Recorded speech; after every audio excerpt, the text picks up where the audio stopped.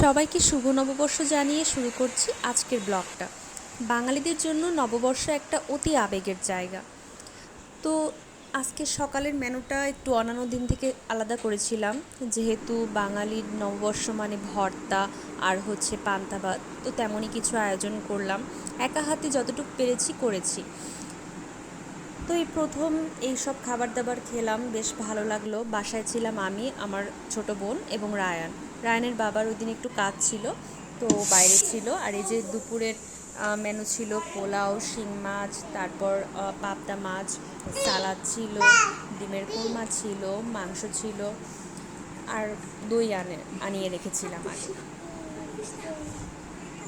খারাপ লাগছিল যে আজকে শুভঙ্কর আমাদের সাথে নেই। হঠাৎ করে কলিং বেলের ঘন্টা বাজলো আর দেখলাম আমার কাজিন পূজা এসেছে, আমাদের জন্য কিছু গিফট এনেছিল।